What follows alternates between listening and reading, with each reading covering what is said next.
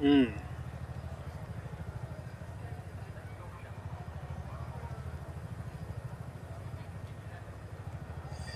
All right, this looks a little janky, but it always is like that until the race gets going. What is good, everybody? It is the Godfather of VR, the ageless one of the man, Lincoln Clay, and I'm trying to keep my head still, but F122, F123 have always been skittish like that as far as the VR goes. Once the game gets going, it runs rather smooth. Um,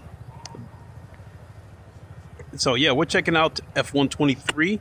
I've been playing this game a little bit lately, and although I have not played that game this much, although I haven't played the game that much, since it came out, I will say that every time I do dive back into it, I forget how much fun the game is, and I go into the game with the intention of only playing it for about a half an hour, and I end up playing it for about 2 hours because it's just that much fun. As far as VR goes, I think this game arguably has the best graphics. The environment looks the most alive. The only thing that makes what I'm seeing right now immersion breaking is how skittish it is as I look around. It's kind of jittery as I look around, but you look up in the crowd and those are actually 3D NPCs and not 2D spinning 2D cutouts.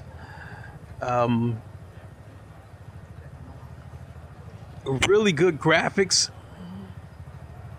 And at some point, I'll pull over and show you guys the grass. That the grass isn't carpet like you saw on R Factor 2 or any other sims that I've done. So yeah, it's arguably the best looking sim racing game in VR that I've played. But it doesn't have the sharpest picture. I think as far as a combination of sharpness as well as the graphics, the assets, high-res textures, all that kind of stuff, I still give it to Automobilista 2. But I could probably make this game a little bit sharper. Now, I mean, inside this Formula One car, it's unbelievably sharp. It's a little bit down the track in the distance that it's not so sharp. If this game had the sharpness of Automobilista 2 or the sharpness that I saw in R Factor 2 when I was using the OpenXR toolkit, this would arguably be the best looking sim racing game that I've played in VR. That being said, I think a case could be made as far as graphics goes. Flat screen, a case could probably made that it might be a tie between this game and GT7 in terms of the best looking graphics flat screen. That being said, if GT7 were to come to PC and is well optimized, there's a strong chance that GT7 could be the best looking sim racing game that I've ever seen in VR. But as long as it's chained to the PS5 and PSVR 2 with that reprojection in the Fresnel lenses of PSVR 2, nah. So I babbled. Let's do some racing.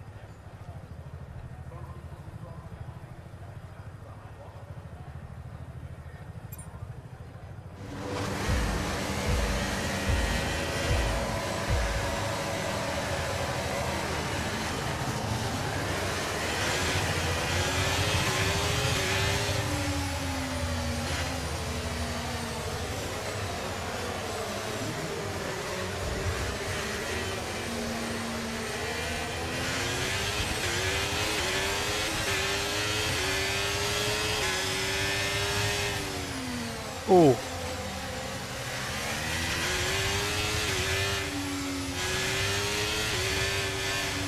been a while. I mean, I got to get acclimated with these physics again.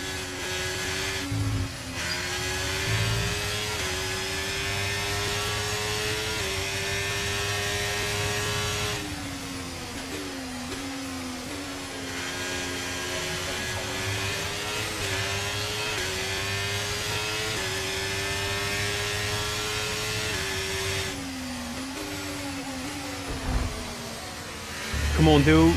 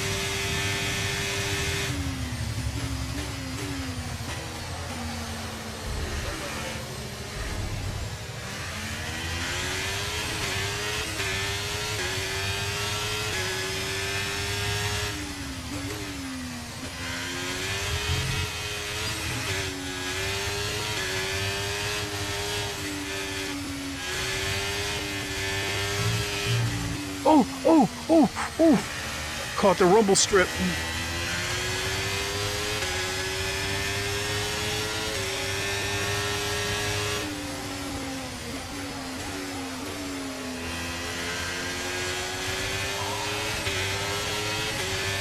Let's use overtake and burn off some of this energy.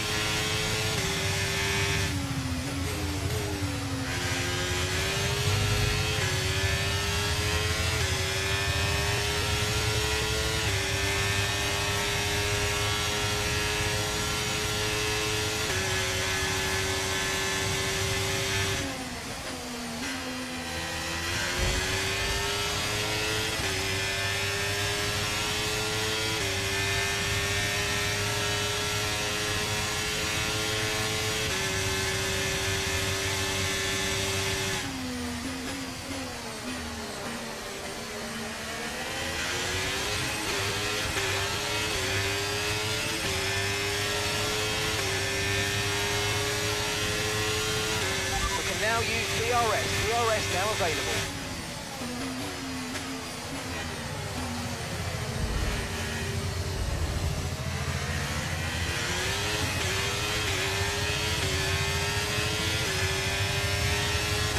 Oh shit!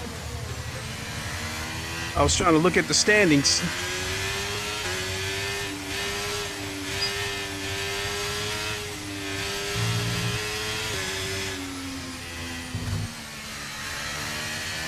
All right, come on, get it together.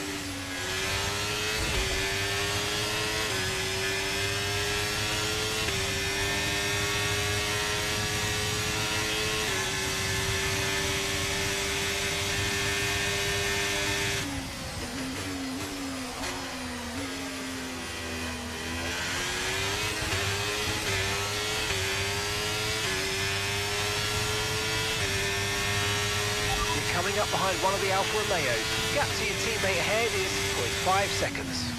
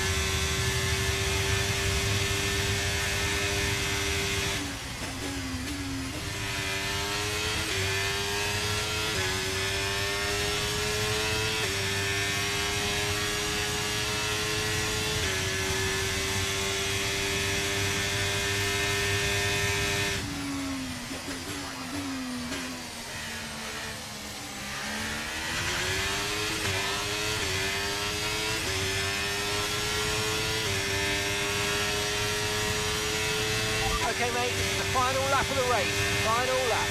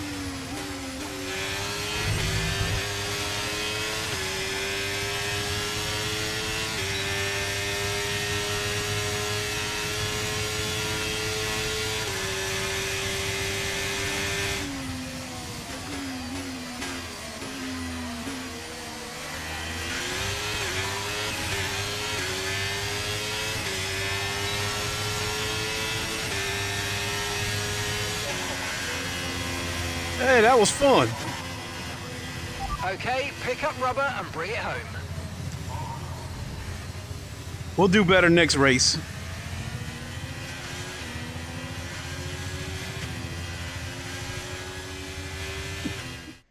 And Mercedes have pulled off a great victory here today. But I gotta...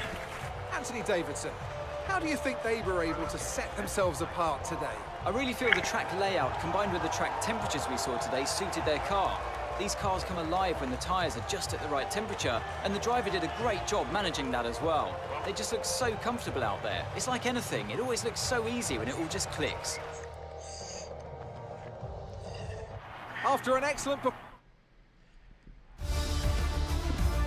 right. Well, after an incredible day of racing, who was your... Oh, Monaco. You know what? I used to hate this track.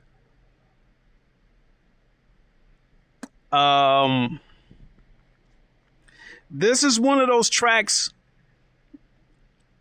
where qualifying is also important, especially for the real life F1, because there's really nowhere to overtake on this track. And there's barriers covering the entire track. So really the only way you're really going to overtake someone all depends on your pit strategy.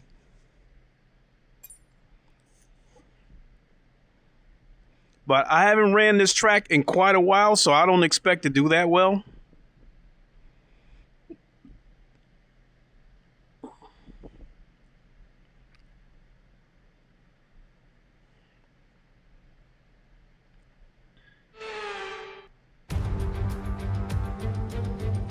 It's Monte Carlo with history, glamour, and a uniquely tight and claustrophobic challenge. One that over the course of a lap sees us tour an entire country. Welcome along to the Look at all that money down there, all those boats.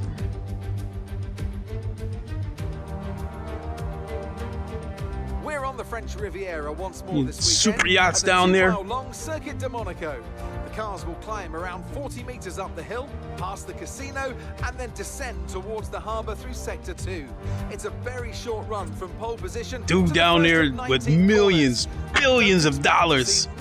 The super yacht parked right up against the dock. They got the best seat in the house for the race. Lewis Hamilton line.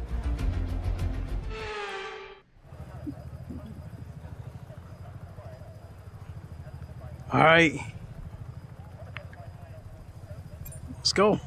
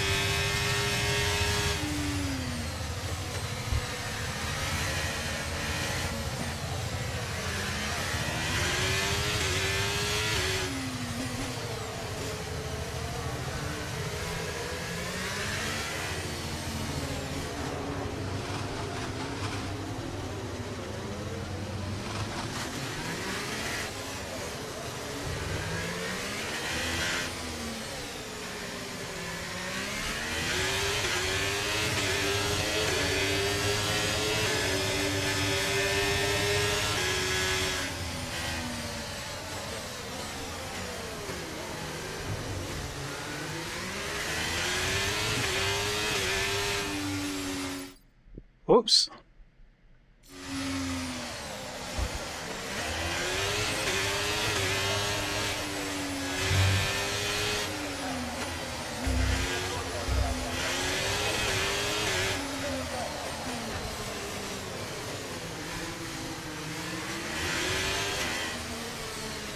Oh shit!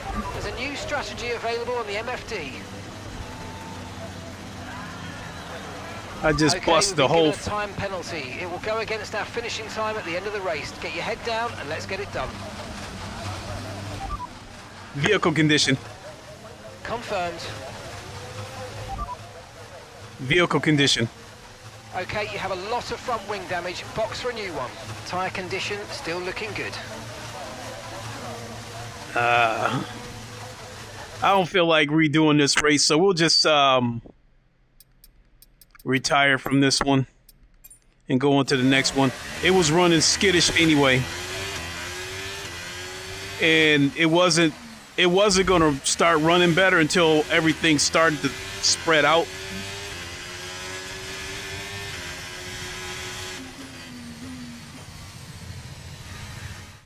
That's it then for another nail-biting Monaco Grand Prix. We were on the Hey, edge but of that's our a beautiful seats shot the whole right there. time, but they've come through to take a stunning victory. So who won this race for crap How ass? they managed to achieve this win. I feel like Yeah. consistency was probably the key today. There's being quick. Here come today. Some amazing talents out on the track today. But Anthony, who would you pick as your driver of the day? Often my go-to would be a driver who's managed to pull off an especially impressive feat during the race. However, in this instance, One thing that I don't like about the real life F1 is how Red Bull kind of has two teams out there. They got Max and they got Sergio, and then they have the other Red Bull team with Daniel Ricciardo and Yuki Tsunoda, which seems like a subsidiary team. So as far as the revenue split, they're getting paid twice. And so out of the 10-team revenue split, they represent two of the teams getting a revenue split. And that seems like bullshit. And they don't want to let Michael Andretti, he wants to bring a team to F1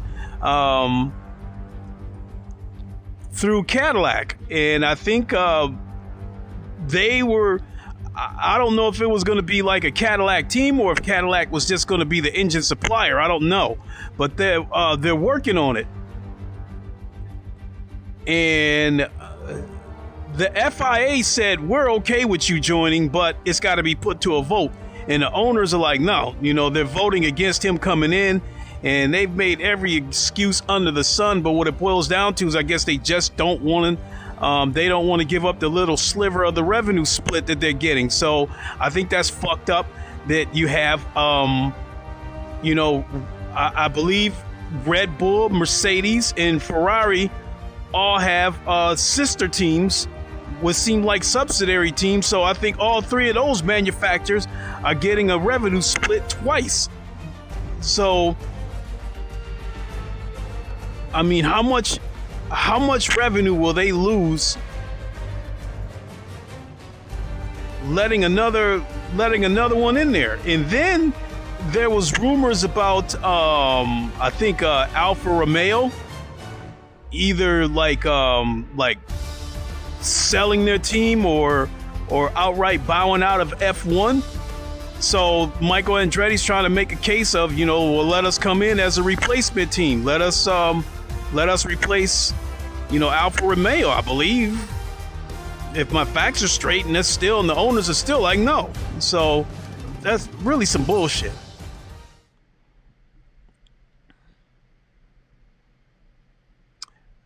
Well, I will put up a better race on this track. Not that I would have put up a bad race on Monaco, but that's a track where that's obviously, Monaco's a track where you obviously cannot lose focus because the entire track has barriers, and if you hit the brakes late, you're going straight into a wall. Over the years. Do you remember Max Verstappen's first win on debut for Red Bull here in 2016? 2 years before, we had the dramatic coming together of Hamilton and Rosberg going towards turn 4. There's always a treat in store as... Let's go. And a warm welcome.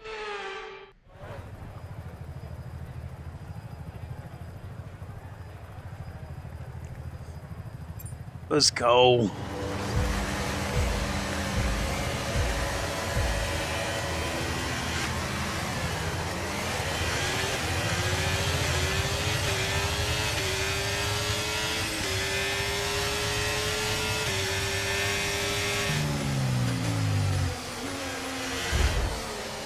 Did I get bumped?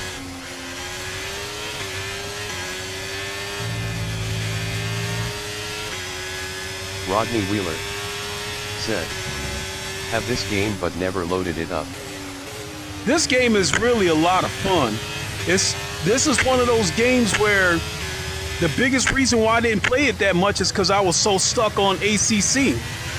But whenever I do jump into this game, I really forget how much fun it is, and I end up playing it for a couple hours.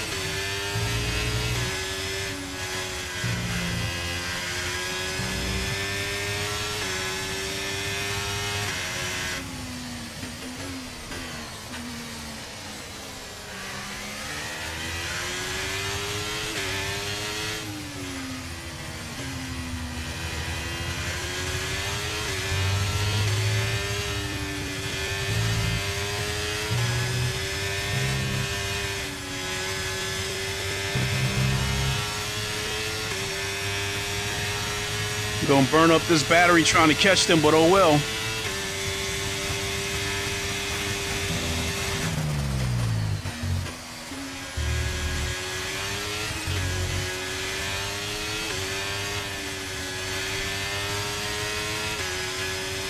Oh damn it, I knew I forgot something. I forgot to turn off the synchronous space warp.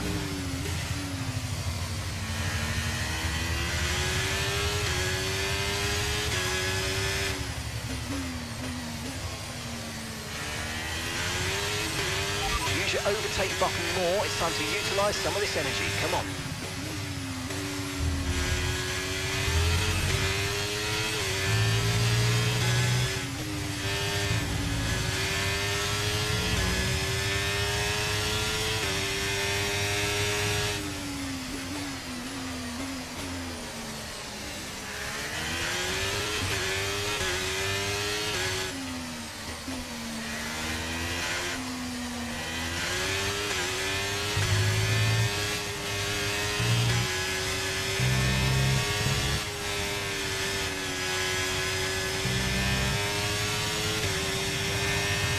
DRS now enabled. DRS enabled.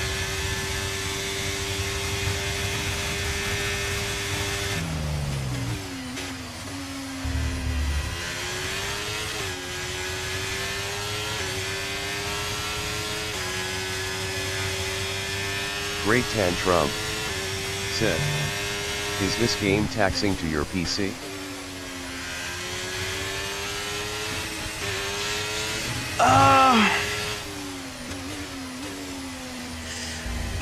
Give me a second to think about that, Tantrum.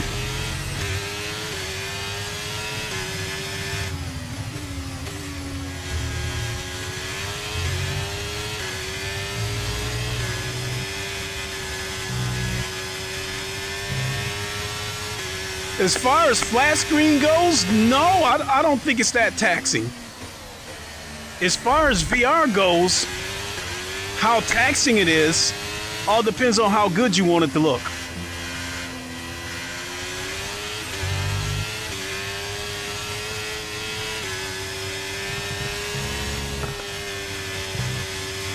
Great Tantrum said, "Looks good on my end." But thank you. But I've got the resolution quite high because when it comes to these games that Sony likes to call hybrid game, they would consider a game like this a hybrid game because it's both flat screen and VR. But the sim racing games, Okay, keep an eye on that gap ahead, please. Even- 3.8 seconds. even flight sim games, 2160 on a flat screen game isn't the same as 2160 in VR, because 2160 in VR on a racing game or even a flight sim game, sometimes it can look like dog shit. So if you want a game to look even halfway close to what the flat screen game looks like in VR, you gotta bump that resolution up. So that being said, I'm running this game at 3116p.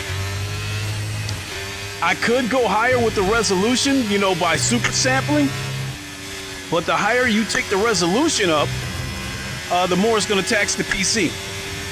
Okay, you just started the final lap of the race. Final lap. Kwaski said, F123. Good deal. Waski, how you doing? I was just playing a bit of this earlier. How you been? It's a bit of flack, but I always have fun in VR. Great tantrum. Said, 2160 in VR looks more like 1080p. It can look worse than that if you don't have the, like, the aliasing and all that stuff turned on. It can actually look worse.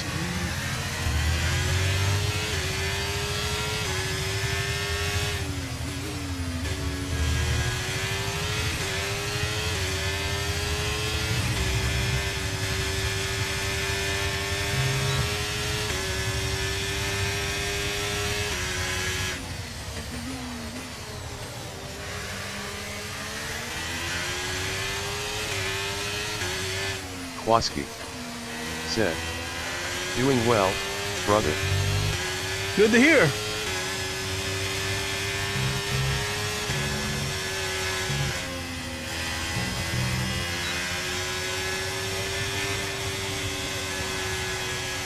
All right, let me go in and turn off this secret of space warp. Totally forgot about that.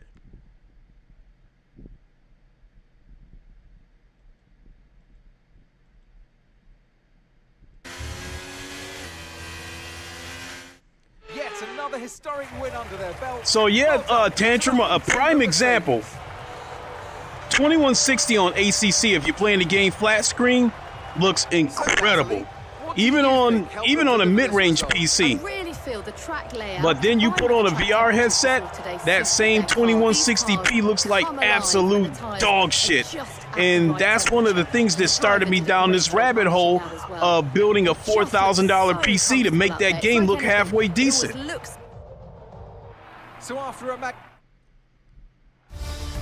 But in the case of this game, you know, it looks good in VR because, again, you know, I've got the resolution super sampled to 3116p. I've got most of the settings, most everything's turned on the Ultra. And I think I've got the anti-aliasing MSSA set to 2 or 4 times. Well, there's no question in my mind. I took fifth that race. Red Bull Ring.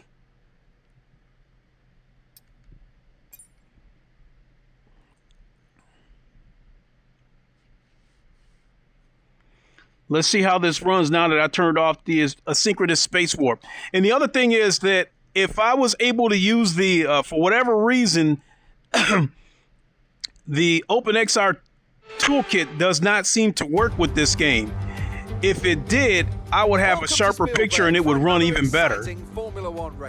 This circuit is renowned for its backdrop. I mean, when the OpenXR toolkit works, it's incredible because for those of you that see my stream earlier today with R Factor 2, it made that look so incredibly sharp. Situated 700 meters above sea level, with just 10 corners making up one of the shortest laps of the season. One time around here is a distance of around 2.6 miles. Let's go. Best overtaking chance. Let's run you through the driver grid order for today's exciting race. A fantastic effort. I noticed that the safety car is always the color of whatever that country's color is. So I'm sure. Can we begin by having a chat about Charles Leclerc? Oh, they got me up front. Really impressive lap in qualifying to get pole position. But well, let's go then.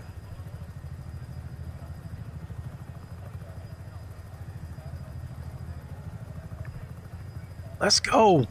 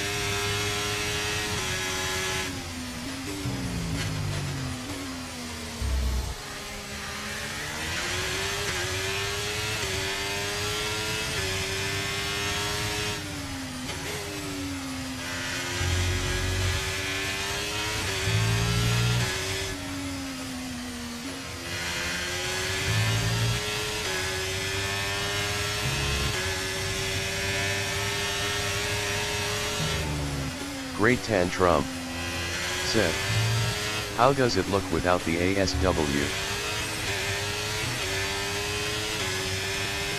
Asynchronous space warp doesn't really affect the visuals. It you know, somewhat. What the asynchronous space warp does is it'll, you know, it lets the game run at a native frame rate instead of what would be their version of reprojection. So when cars go by, there won't be any ghosting.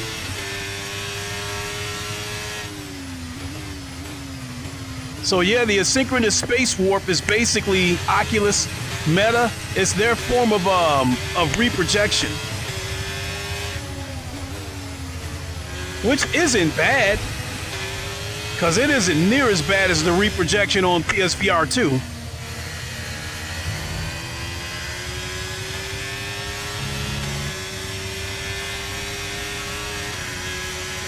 Because in the case of PSVR 2, when you make a turn, everything is blurry.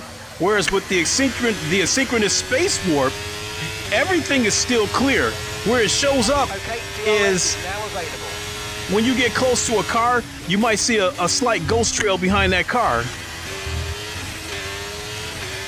Or if you're sitting still and the cars go by, you'll see a ghost trail.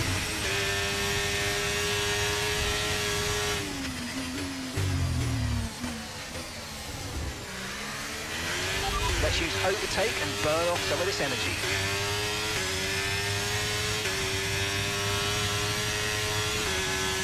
Other than a little bit of judder that I'm getting, the picture looks incredible.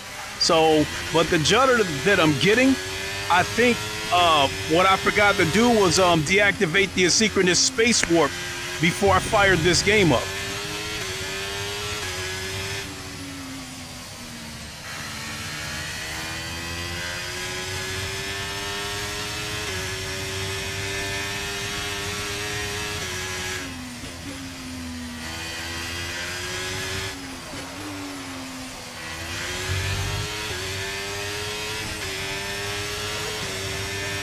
Okay, here's the gap that we're trailing the car ahead by. 3.4 seconds. Great Tantrum said, is it me or has technology gone lazy and are now relying on AI upscaling and frame generation? I feel these video cards are not much of a jump unless you turn on these features. I would agree with you, but I think in the case of like VR, it might be necessary.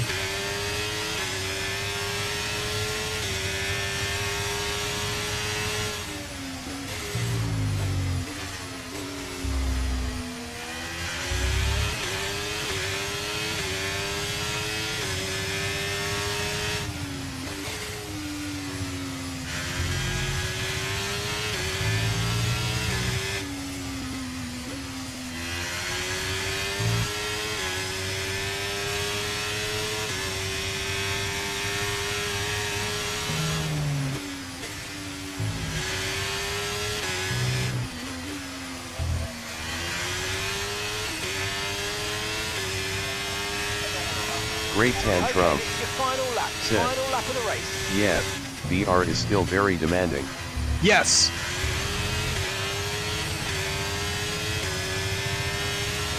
VR games that are built from the ground up, a lot of computers can handle them. Like a game like Pavlov, for instance, most computers that are VR ready can handle a game like Pavlov, but it would never be able to handle a game like ACC or this game. So that being said, whenever DLSS can be used, it's a big help.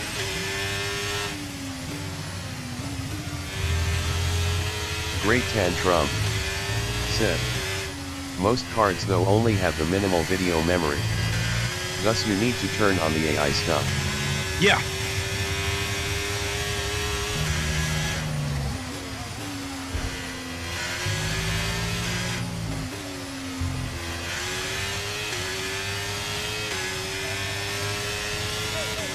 That was my own teammate threatening me.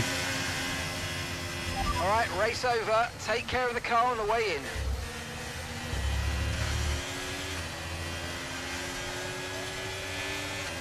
Great Tantrum said, if you want a 12 GB or higher card, then you have to pay up the nose. Oh yeah, you. As I found out when I bought this 4090, and I bought the Founders Edition, which out of all the 4090 cards was the cheapest. It was $1,600. But the reason why I went with the Founders Edition is since Nvidia was the one that invented the technology, I assume that they're probably going to make the best version of it, even if it's the cheapest. So I went with the Founders Edition. In fact, all my graphics cards are Founder Editions. This computer has a 4090. The computer in my bedroom has a 3070 Ti Founders Edition, and that computer back there has a 3080 Ti Founders Edition. So now that I stop and think about it, other than the 2070 that my Alienware came with, every graphics card that I ever bought was a Founders Edition. The 3070 that's in my son's PC, again, the 3070 Ti, the 3080 Ti, and this 4090. And when the 5090s come out, assuming I decide to get one, it's going to be the Founders Edition.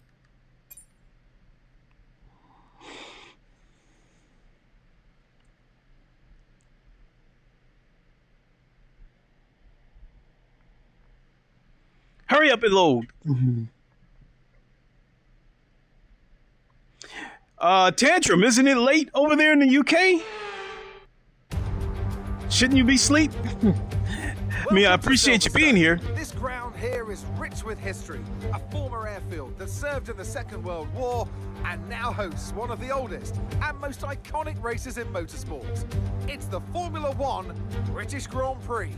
Straddling the border of Northamptonshire and Buckinghamshire, the 18 corners of Silverstone Circuit form the 3.6-mile beating heart of Formula One. It's been reinvented over the years, with Turn 1 now the fast right-hander of Abbey, but the magic of racing is as strong here as it's ever been.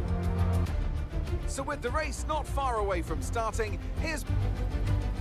And joining me once again in the commentary box today is, of course... You know, sure, Great I could... Tantrum said, the biggest difference between Founders Edition and third-party version is third-party version have overclocking features built in. Great Tantrum said, I am from California, buddy.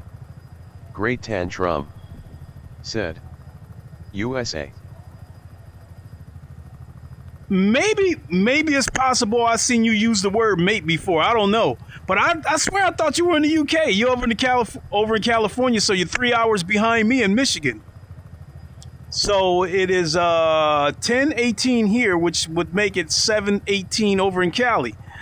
Okay, cool. So it's still so it's not late is a better way to put it. So what I was gonna say is, you know, I could do, if I really, you know, I could do the Formula One cars on GT7 Great and Automobilista 2. Said, yes. Cool. So yeah, I could do F1 cars on GT7 and Automobilista 2, but they are not the official cars.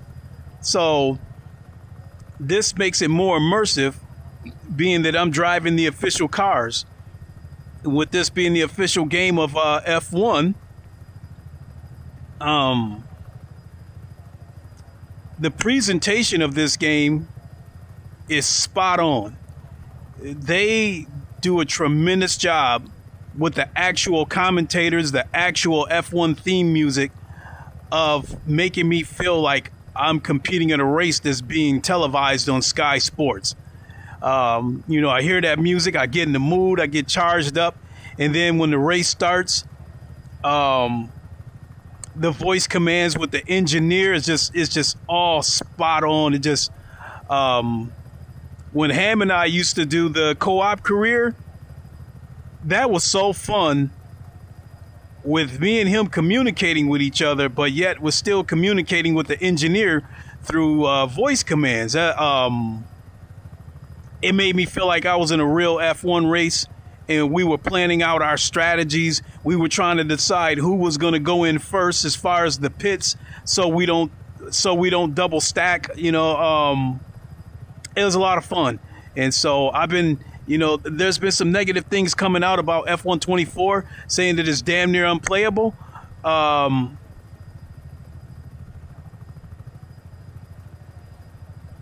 But one thing that I am going to like, that I've been hearing about, is that you will be able to burn flat spots into the tires, and there will be accumulation on the tires. You will accumulate marbles on the tires.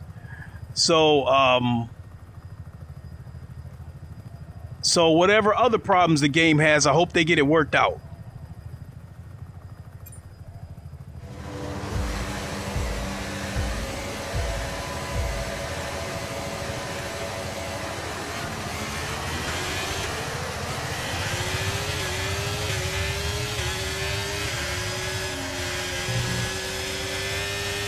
Great Tantrum said, I don't mind the cars in GT7, but what I hate is there is no pit voice to tell you need to pit or you should stay out, etc. Race positions. Oh yeah, and that's the beautiful thing about this game. Great Tantrum said, in GT7 you have to look and watch your stats instead of it being fed to your ears. True.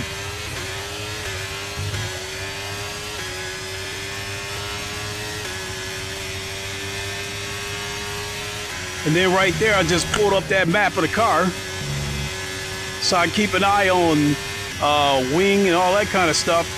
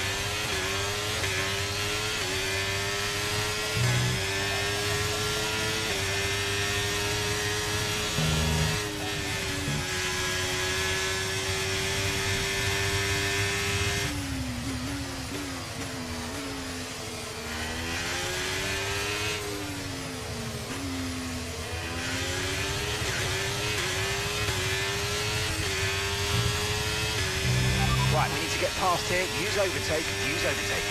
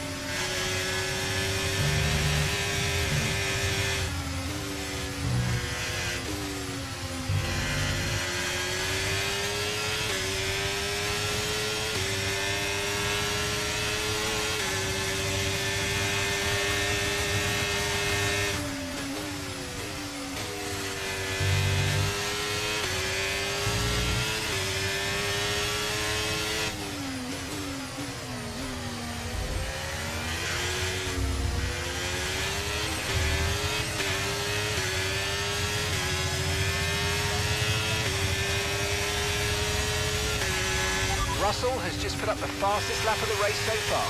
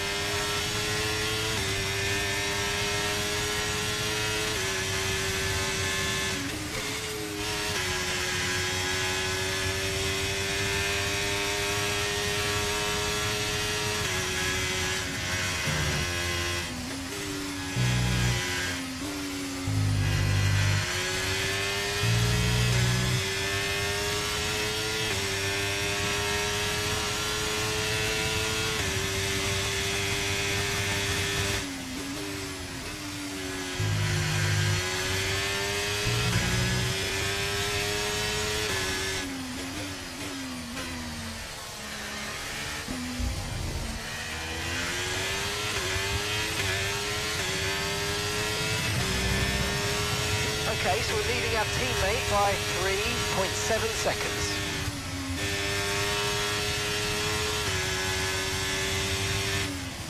Great Tantrum said, I love Sims on PC.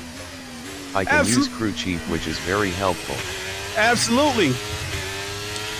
However, Crew Chief does not support this game, and you don't need it because of the voice command.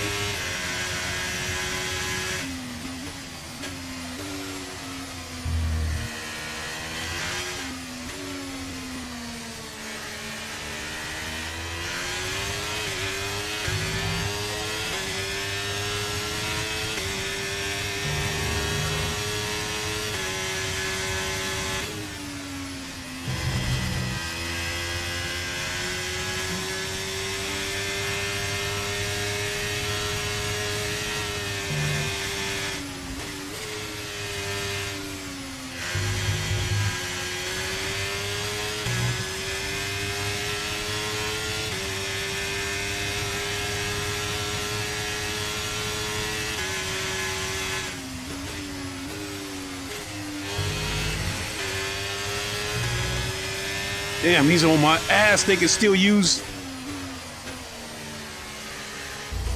Great Tantrum said, I use Crew Chief with Assetto mainly. Okay, final lap. Let's go. Yeah, absolutely. Because they only give you the bare minimums on ACC.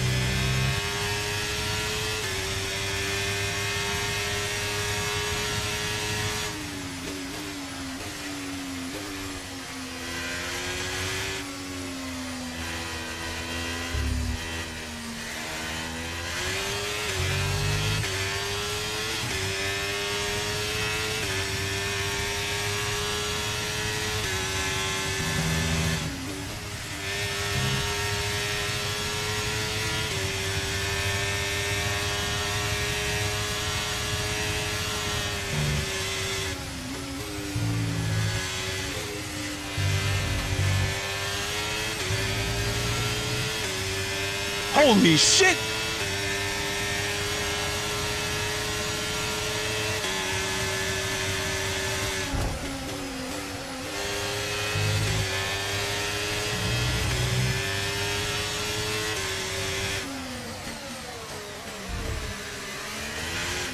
That was a ballsy move I just pulled.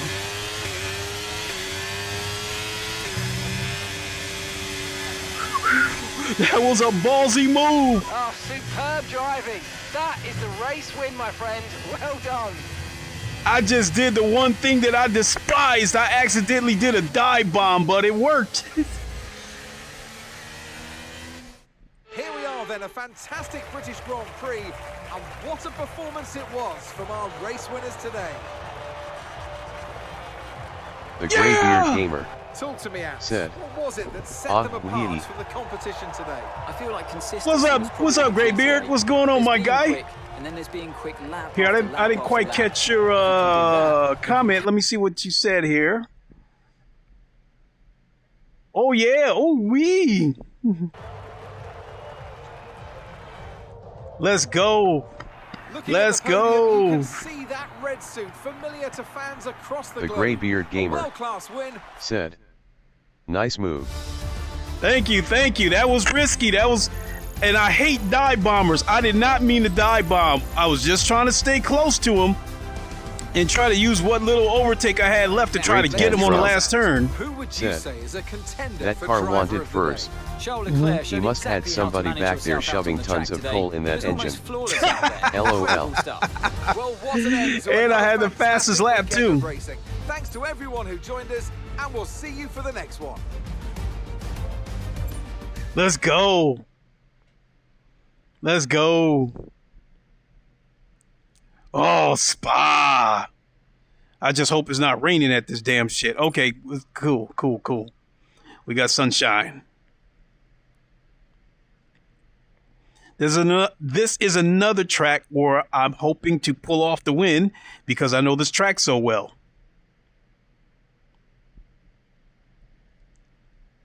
Like I said, I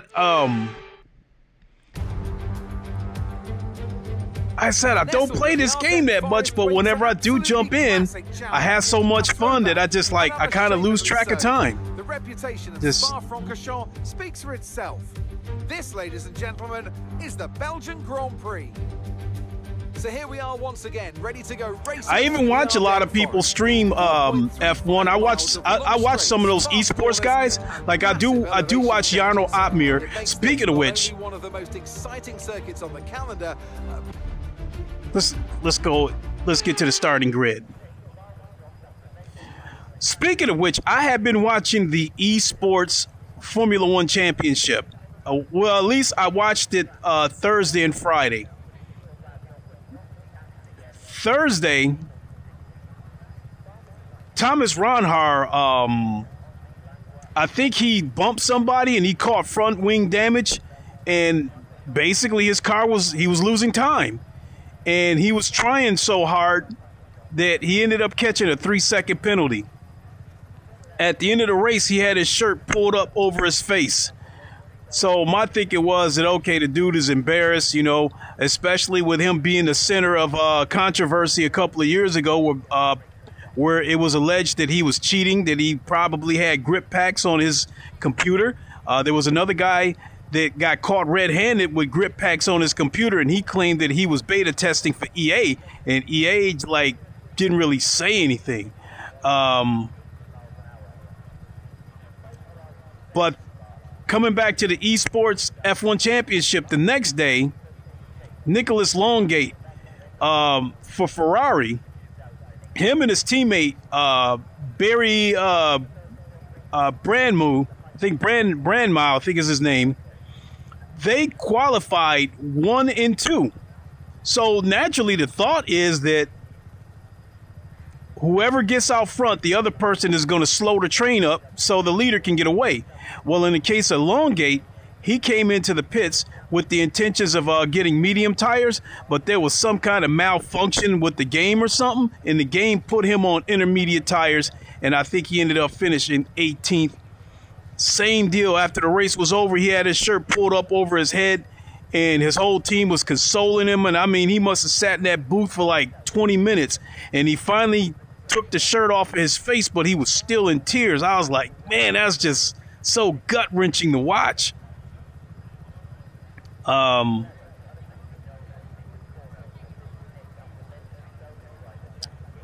Opmeer showed why he's one of the best, you know, because he was caught in the middle of the pack, and one of them, he came back and won one of the races. I think he won the race at Silverstone.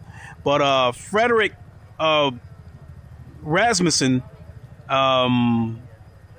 the race that he won was rather interesting because he kind of dove underneath and kind of scooted someone out of the way. And they figured, you know, race control are going to investigate it. But no, they didn't do anything, so they let the win stand.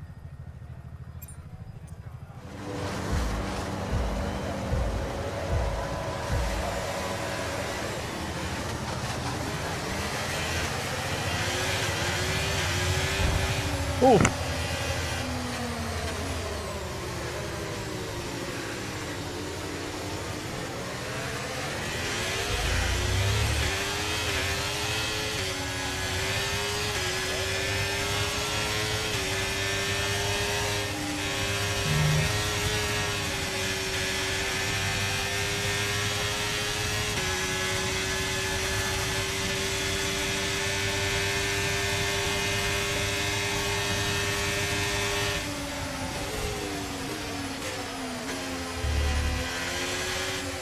So much for winning this race, I let too many cars jump out in front of me.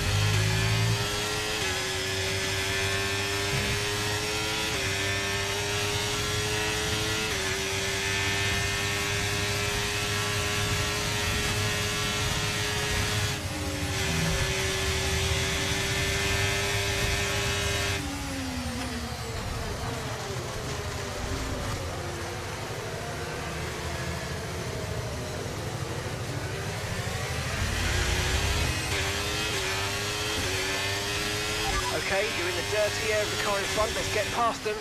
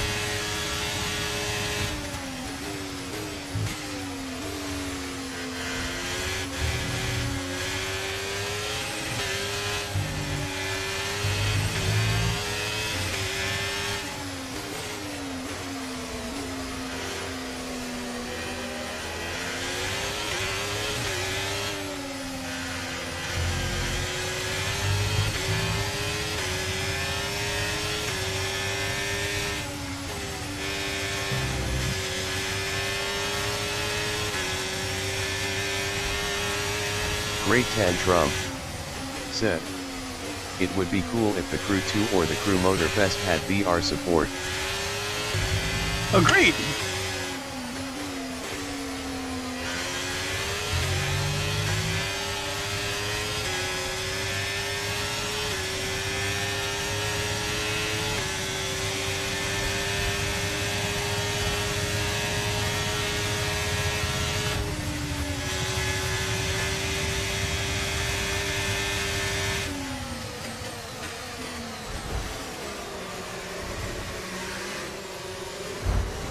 Oh shit.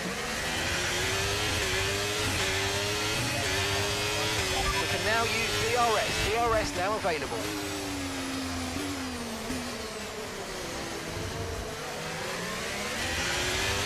You're pulling out a second a lap on the car behind. Great Tantrum said, "Would love to travel the long roads and drive through the scenery." Oh yeah.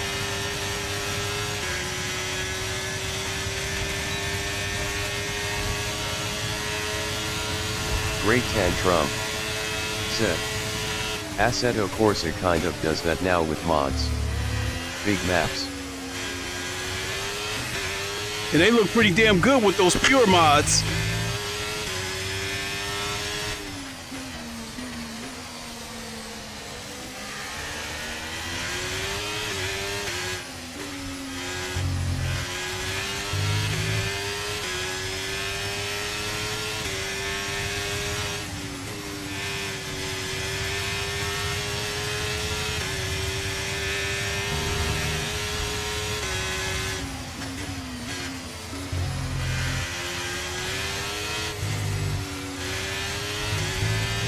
Great Tantrum said, "It would be awesome to play American Trucker in VR."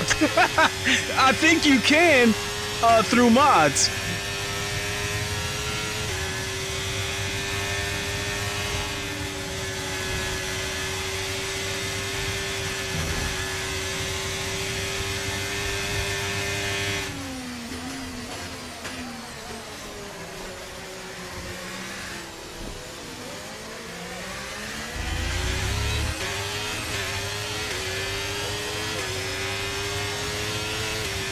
Great manoeuvre. You made it look so easy.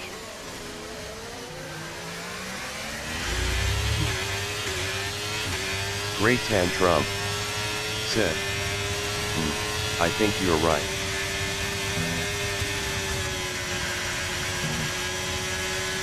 Great Tantrum said, "But I mean optically supported wow, it'll be cool."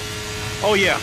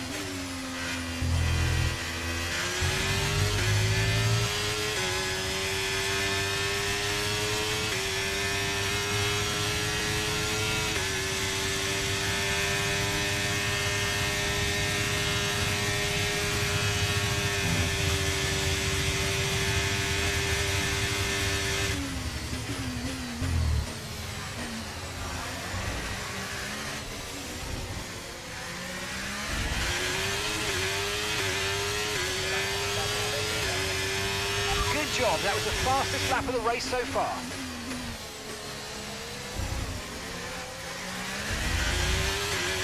Okay, you're creating some breathing space between you and the car behind by a few seconds a lap. Really good stuff.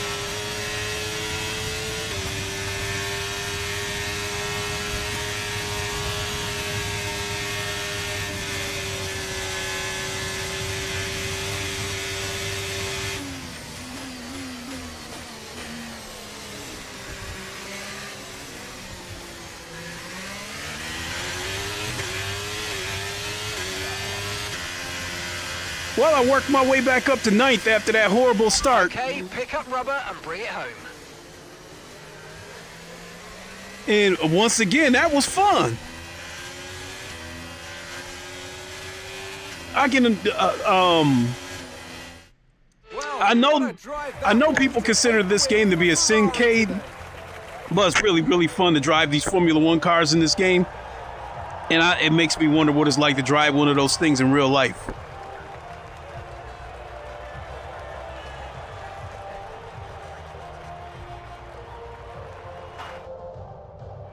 Ferrari are at it again. An excellent performance. The sense of speed in these cars are amazing, but I've been doing it for so long that I'm just used to it. You know, I've been racing in VR, I think, since 2017. So doing 200 miles an hour is just, I'm used to it. Anthony Davidson, who would you rank I haven't as your been driver of the day? Carlos Sainz certainly wasn't someone to scoff I think about. I can His probably ability to count on follow one race hand strategies throughout with pinpoint. how many times I've gotten motion sick in the last 3-4 years from sim racing. I'm just used to it.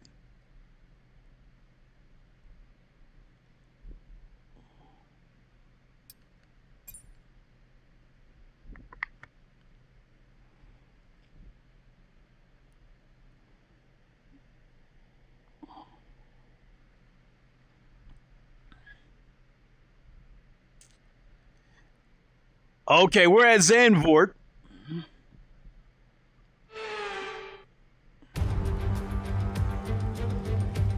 Welcome to Zandvoort. We've got a treat for you today with its trademark banked corners and a sea of orange t-shirts. Welcome along to the Dutch Grand Prix.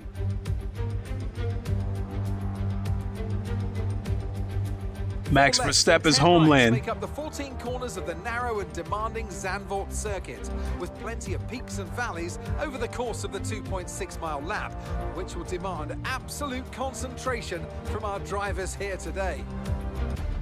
So with the race not far away from starting, here's what today's grid rundown looks like. Lando Norris will lead us. And what would any Grand Prix... So as I said earlier, in my R Factor 2 stream, Zandvoort, I've played 3 versions of Zandvoort. Here on F1, F123, and F122, which is the same, so I'll just say F123, ACC, and R Factor 2, which I did earlier today. And this version and R Factor 2, I love it because of the high bank. ACC, the bank is not that high. I mean, the high bank on this track, you can go full throttle and still hold your line.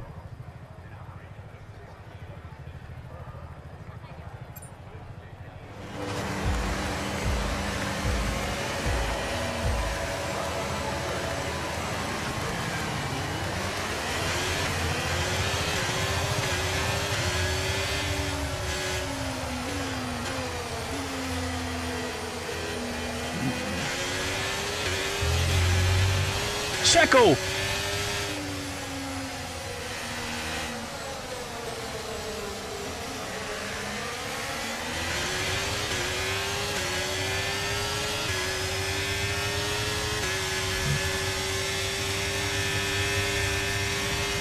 What you doing, Checo?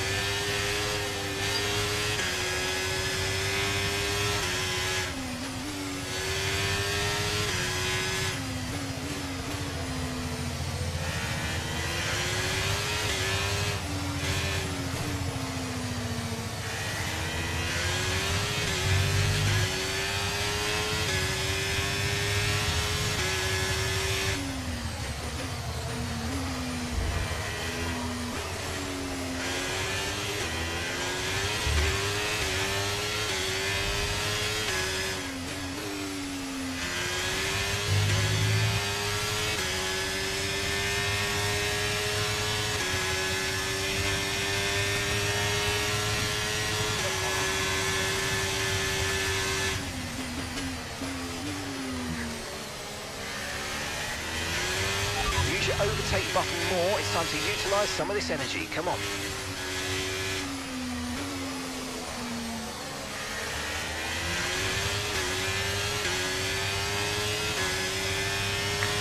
I don't see any point in using my overtake if I gotta fight through a whole train of cars.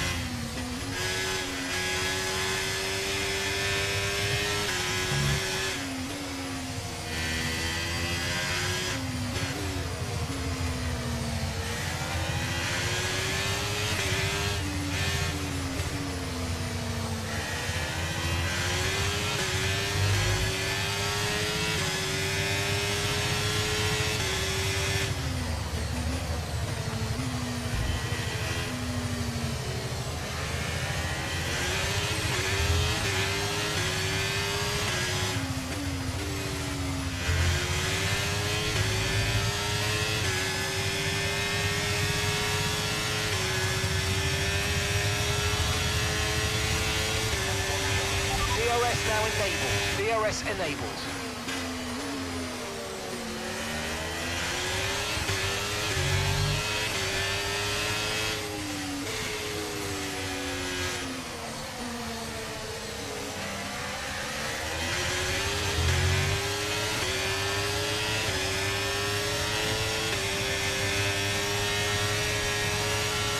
Nice move. Good job.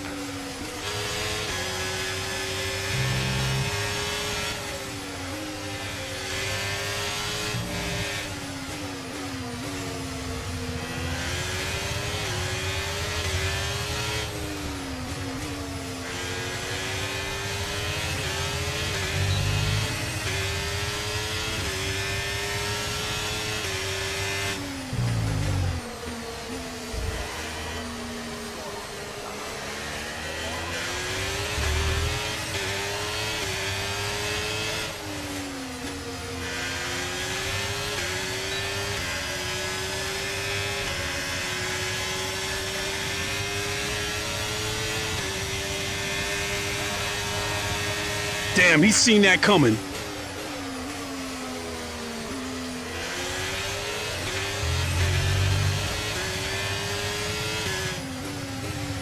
He got some shit on the wheels.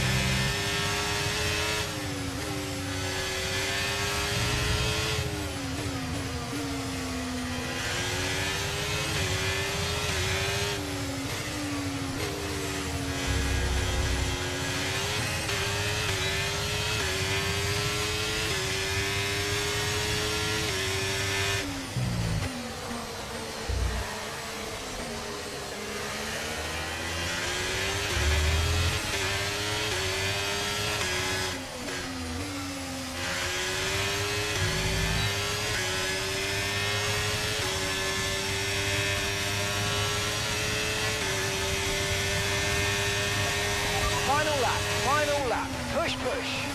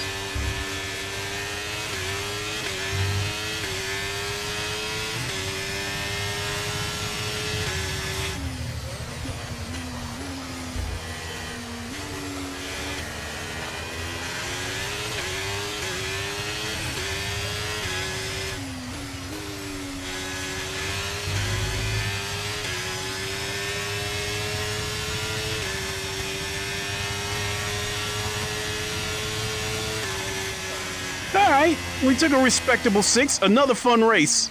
And that's the end of the race. We'll see you in Parc Fermé. So I set this up to be an 8-race Grand Prix. I think we might be headed to number 7 or 8. It was a magnificent race and a drive right out of the top draw to take the win for Red Bull today. Yeah! Natalie. The drivers are en route to the podium as we speak. What a fantastic win for the Red Bull team. They performed exceptionally today, keeping us firmly on the edge of our seats throughout the entirety of the race. Congratulations to everybody. Where are we headed to next?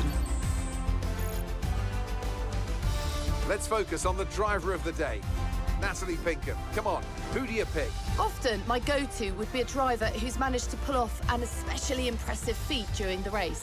However, in this instance, I was more impressed by Max Verstappen's solid, clean I had a decent lap. throughout the In event. fact, I think I had the What second an end fastest to lap. Another fantastic weekend of racing. Thanks to everyone who joined us, and we'll see you for the next one. Let's see what the standings are real quick.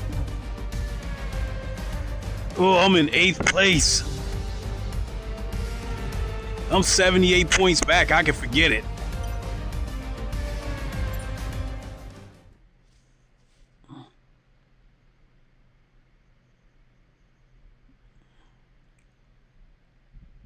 Monza. Here we go.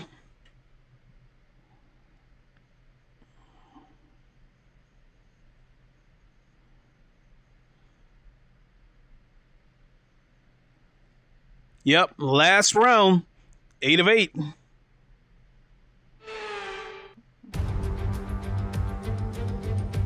But that DNF at Monaco killed me. Grand Prix in Italy, but it's no less special.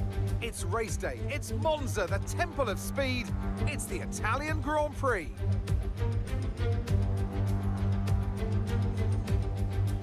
With top speeds reaching 215 miles per hour, only a few places can challenge Monza's crown as the fastest track in Formula One.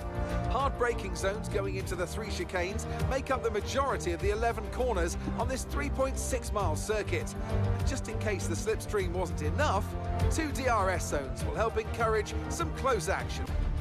Let's run you through the driver grid order for today's exciting race. Fernando Alonso lines up on... Where they got me at? Okay, here we go. I know what you can do. Don't let me down. All right.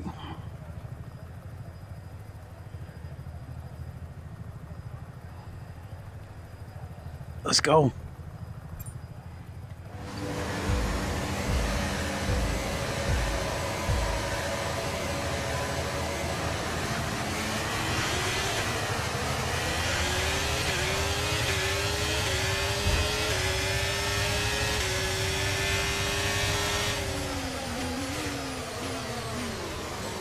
How you giving me a warning?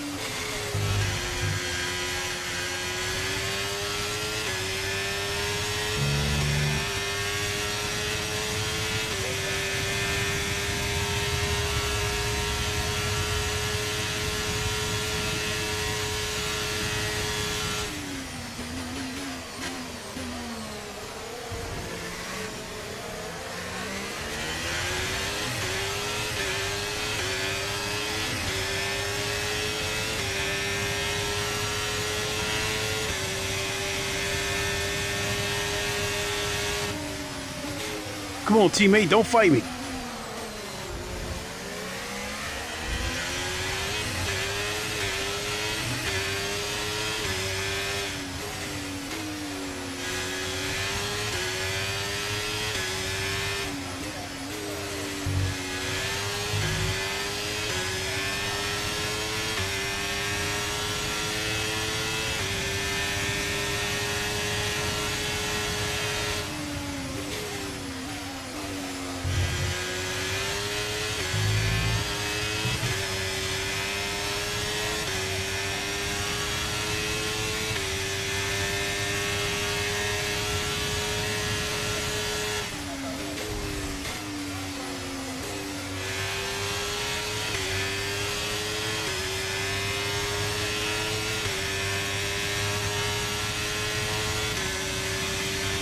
That was the fastest lap of the race. Keep this up. Well done.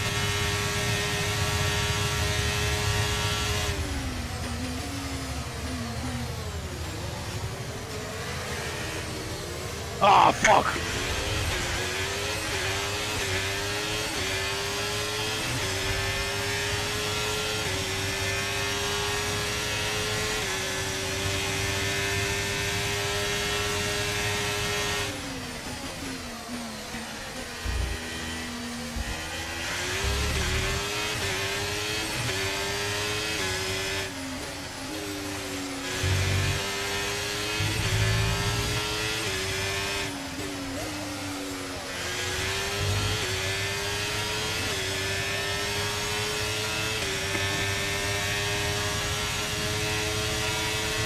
What the hell?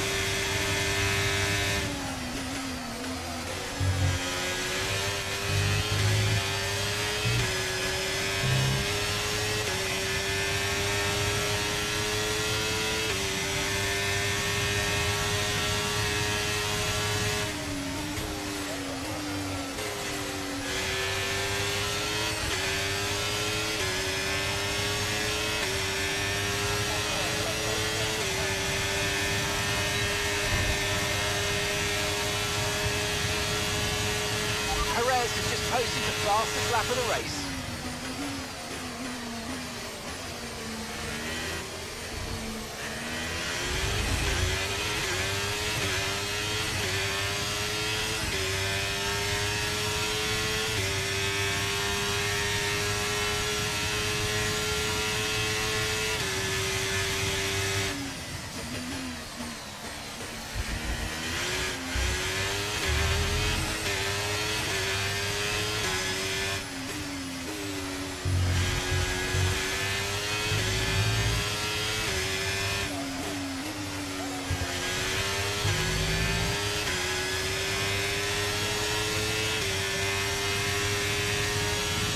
Hold him off, Carlos.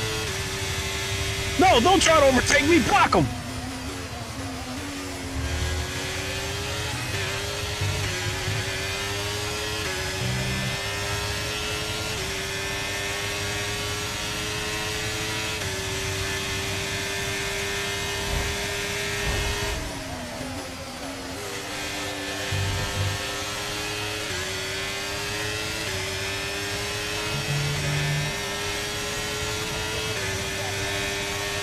Okay, mate, final lap. Keep your concentration and let's bring it home.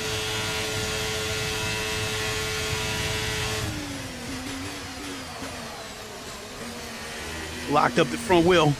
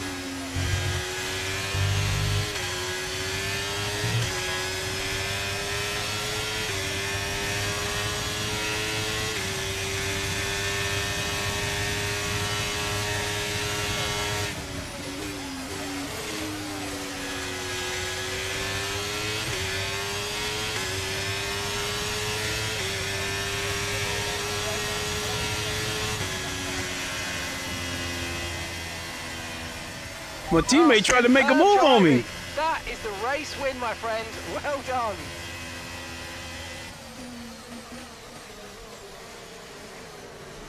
Checo.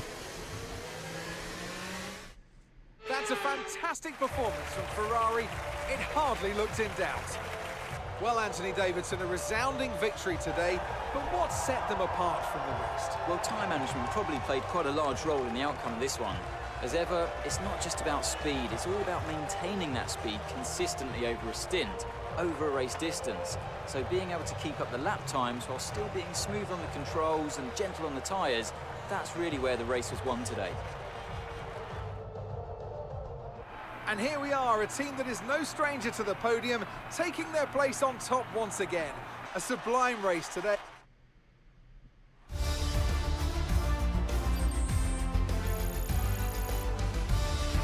Well, after an incredible day of racing, who was your driver of the day, Ant? Well, my driver of the day has to be Charles Leclerc. He was unstoppable out on the track today, weaving through the competition with ease. Well, Oh, I meant to save that replay.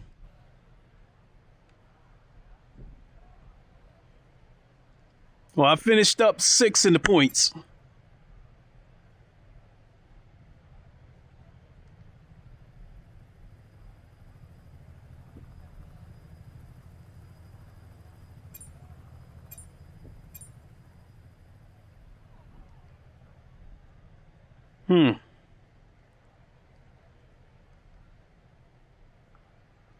Oh, won't let me advance.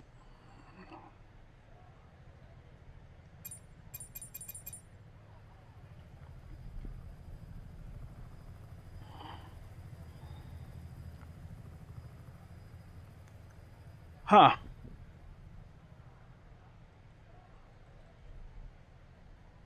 Okay.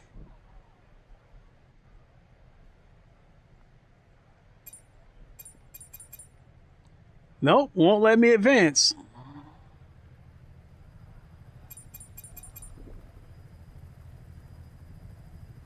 F1 advance. Okay.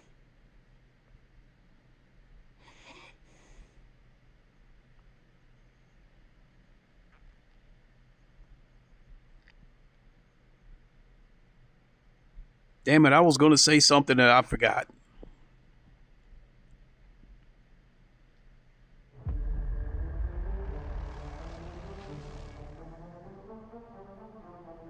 Oh, I know what I was going to say. A couple of years ago, when Max Verstappen won his second championship, the way the season started out, I thought Charles Leclerc was going to win it because I think he won the first 2 races and he had a blistering pace too. Nobody could touch him. And then like the next few races, he either had a bad finish or he didn't finish at all. You know, one of them he crashed at Paul Ricard, and I think another one he had a mechanical failure, and it was like it just went all the way downhill. But I think he still managed to finish second in the driver's standings, though, even though it went downhill from there.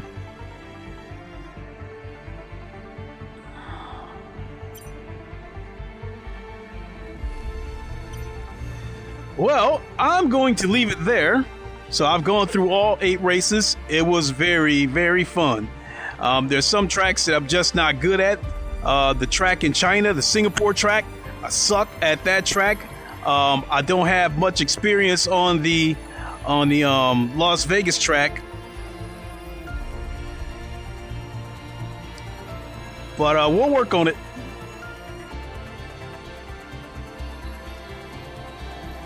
With that, thanks everybody for watching. I really, really appreciate it. This was a lot of fun. And I'll try not to go months and months and months without playing this game. I think F124, there was a rumor that the game would possibly come out next month, because for the past couple of years with Max Verstappen running away with the championships, when this game finally releases, I guess some of the hype is gone, because by the time this game comes out in July, the championship has already been decided, you know, because because Verstappen has been so dominant. So I think from what the rumors are, they want to release this game a little bit earlier, you know, possibly next month. I guess like May 16th or something like that was a rumored date, so they can release the game while there's still some hype left for the season. So I guess what I'm trying to say is, if that would be true, then I got about another month to play this game before the new one comes out. So we'll have to get back in the groove. So with that, thank you for watching, everybody. Really, really appreciate it. Appreciate the conversation as always.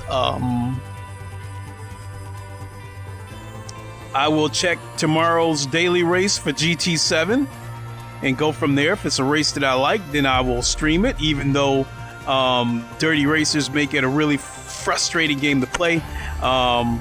We'll give it a go if it's a daily race that I like, and take it from there. With that, for the 19th time, thanks for watching, everybody. Really, really appreciate it. We will see you on the next one. Until then, you all know the line. Wakanda forever. Long live the king, and deuces. Have a good night, everyone. We will see you soon.